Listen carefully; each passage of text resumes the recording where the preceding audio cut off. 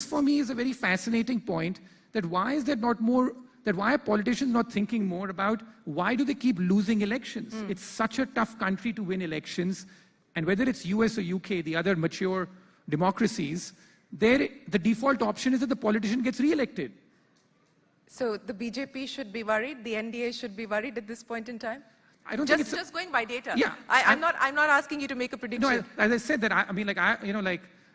it's very hard to predict, like it's so early in the game. But my point is the fact that that's the default option. That is just the history of Indian elections.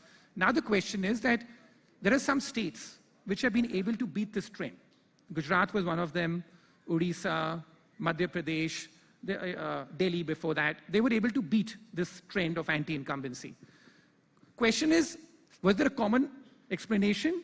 But for every explanation, I have an opposing case. There's Chandrababu Naidu, who was the hero of the reform movement in the early 2000s. Yeah. He lost in 2004. I still remember traveling to Rajasthan in 2003. And, of the 25 odd election trips that I have done, that was the one election trip where I can say that the group read it wrong. Usually when we go out on the road and we talk to people, we are able to sort of get the feel right. And part of it was because just before we had gone, Ashok Gehlot, who was the chief minister, he had just been awarded as being the best chief minister of the country. The growth rates had picked up dramatically in Rajasthan. It was very visible in terms of what was going on. So we went with the preconceived notion almost that he's going to win. And even though we got some discordant noises, we ignored it on the ground. And he lost. And he lost pretty badly that election. And I think that, that just showed you that even if you carry out, like a lot of economic reforms and you do something, the default in many states is still to lose. So there are many states in this country, Rajasthan, Karnataka, where every 5 years, no matter what happens, you just change the government. Same thing was happening in Tamil Nadu until she beat the trend in 2016. And she beat it for all the wrong reasons. All the business people, when we went there, told us about how poor the state was being run on the ground. Yeah. There was rampant alcoholism. But yet, because the opposition was sort of fragmented, and she was able to do a lot of populism, including alcoholism, which she sort of abetted, they were able to win that election. Right? So, and the same thing happened in Punjab. Since 1968 or something, Punjab had never re-elected a government, and it went the other way once and broke a trend. So I think that, so this is the broader point, that the average experience of the average Indian is so harsh with the government, with what it perceives to be the government, that their default option every 5 years is just to change. All right, let's move on from politics then, Richard, and talk about what's happening in the rest of the world. Global growth is looking strong today, and India, in fact, hasn't really converged with what we're seeing in the global economy. Do you believe that that's likely to continue? Do you believe that the US stock markets, for instance, are likely to continue to rally, or do you believe we're at a peak? No, I think that, one very important reason as to why markets across the world have done so well over the last decade was because you had zero interest rates, you had easy money. I think that's been a very powerful explanation for why markets have done really well. I think that era is coming to an end. The question is how quickly. But it's a question of not if, but when.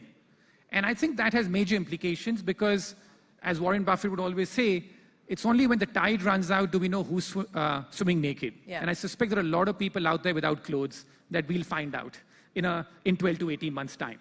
So I think this flood of liquidity is currently ebbing. And I think that that is what is going to pose problems for markets over the next 12 to 18 months globally. And also global growth isn't what it used to be. And one of the most important reasons for that, which I've been speaking about, has to do with demographics. And this is where India had the opportunity but hasn't capitalized on it. What do I mean by that? There are two drivers of economic growth. One of them is the increase in productivity. And second is the increase in the number of people coming to work, the labor force. Across the world, we have gone from a situation of worrying about the population bomb to now worrying about the sort of population D-bomb, right? Which is the fact that we are beginning to see a big fall in the world's population growth rates and in the working age population growth rates. Today, there are nearly 40 countries in the world where their working age population is shrinking. This is like just absolutely unprecedented over the last century or so. In the mid-1980s, there were only 2 countries in the world where the working age population was shrinking. Basically, I think it was Afghanistan and Hungary. Who cares, right? So that's what was going on. But now we are seeing 40 countries in the world where the working age population is shrinking, or close to that, including China, including Japan, including Italy, including Germany. So that is a major headwind to economic growth, because you just don't have enough people there. So that's one of the ironies that we sort of speak about, that we speak here about an employment crisis or whatever is going on. Across the developed world today, unemployment is at a 40-year low. 40-year low. And even globally, when we look at it, since we have data over the last couple of decades, this is the lowest unemployment rate that the world has seen. So everywhere, in fact, there are jobs, jobs, jobs, because of the demographic shift that we have seen across the world. And the irony is that we keep speaking about lack of jobs. So to me, that is a very stark, more than even the growth disconnect. I think the growth disconnect, we can make up for it after these shocks sort of passed, hopefully, although we'll never get to full potential. But to me, this is a much deeper problem, which is that when the world economy today and the developed world has the lowest unemployment rate in 40 years, why do we even have any concern about job creation out here? What do you believe is going to be the remedy to that? And the government is putting out its own set of data to show that the unemployment situation isn't as bad as it's made out to be by the opposition. But we do know that there is a problem, not just on the jobs front, there's a problem on the skills front as well. How bad is it likely to get from here on, given the demographic dividend that we haven't been able to capitalize on? So if you look at the success stories across the world, like earlier this morning you heard a bit of it in terms of the Koreas, Taiwans, Japan, China. They all had this, their key to success was all the same thing, which is they all exported their way to prosperity, right? So which is that, and they exported their way to prosperity by producing low-end manufacturing goods in terms of what they did, because it's low-end manufacturing goods where you end up getting a huge amount of employment growth as well. But that bus we've missed. I mean, exactly. Manufacturing share to GDP for the last 5 years has remained consistently at 16%. We haven't moved higher at all. I think that the global environment has gotten more difficult, but to say we have missed the bus may not be quite accurate. Okay. Because of this reason, that in our neighborhood, look at Bangladesh, look at Vietnam, look at Cambodia, all these places are picking up the low-end manufacturing share from where China is vacating it. Yeah, but we haven't been able to capture that. Exactly. So we haven't been able to do that. And yes, it gets more difficult because we are now in an era of deglobalization, which is the fact that it is becoming much more difficult to export your way to prosperity. For the great period from the 1980s right up until the global financial crisis, global trade increased at 2 to 3 times the pace of global GDP. Now global trade as a share of GDP is in fact falling. So this is a major headwind that we run into. But yes, the focus has to be on low-end manufacturing. It sounds a bit unsexy, because we all want to talk about technological prowess and do very high-end manufacturing and stuff. That's just not the formula. Even China is only now migrating towards high-end manufacturing. But are we competitive enough to be able to capture that share of low-end manufacturing? No, I mean, the evidence says we know, but a lot of that has to do with the fact that the infrastructure that we provide, the labor laws that we have in the country. I think that those are the factors which have really disappointed it. But we did see, I mean, last decade, the main reason the economy grew at 8-9% was because export growth every year was 30%. 30% export growth. We're down to 10%. Exactly. So when you get 30% export growth, that's the way to do it. And I'm saying that now we basically have regressed, where it's getting very difficult for us to even clock double-digit export growth. So I think that is the big shift which has happened. So, speaking of this big shift, and you rightly pointed out that the export engine isn't firing for us. In fact, after several years of decline, we're now starting to see an uptick, and we're clocking at about 10% today. Without that, how realistic is this 8% growth number? See, I don't want to get wedded to a number, because I think... No, I'm not... No, but I think, So I think that in this... Firstly, in the global economy today, nobody is growing at above 8%, right? So in terms of, even among the smaller nations, I think that at the peak in 2007, when you're at the peak of the boom, there were I think 40, 50 countries which were growing at above 7, 8%.